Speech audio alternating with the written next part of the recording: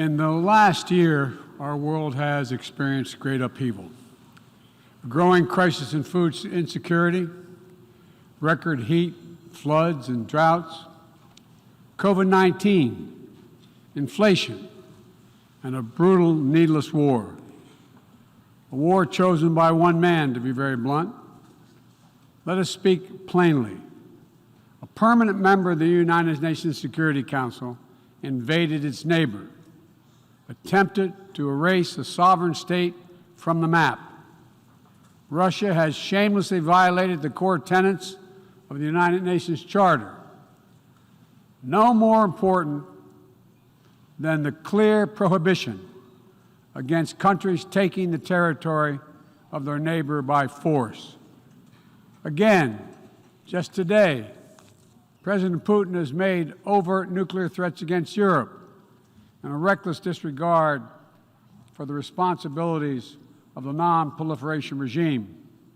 Now, Russia's calling up more soldiers to join the fight, and the Kremlin is organizing a sham referenda to try to annex parts of Ukraine, an extremely significant violation of the UN Charter. This world should see these outrageous acts for what they are. Putin claims he had to act because Russia was threatened. But no one threatened Russia, and no one other than Russia sought conflict. And now we see attacks on schools, railway stations, hospitals, on centers of Ukrainian history and culture. In the past, even more horrifying evidence of Russia's atrocity and war crimes. Mass graves uncovered in Izium, bodies, according to those who excavated those bodies, showing signs of torture. This war is about extinguishing Ukraine's right to exist as a state, plain and simple, and Ukraine's right to exist as a people. Whoever you are, wherever you live, whatever you believe, that should make your blood run cold. That's why 141 nations in the General Assembly came together and to unequivocally condemn Russia's war against Ukraine.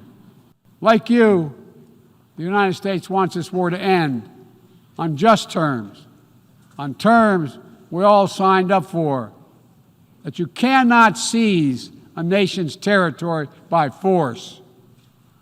That the only country standing in the way of that is Russia. So we, each of us in this body, who's determined to uphold the principles and beliefs we pledge to defend as members of the United Nations, must be clear, firm, and unwavering in our resolve. Ukraine has the same rights that belong to every sovereign nation. We will stand in solidarity with Ukraine. We will stand in solidarity against Russia's aggression, period.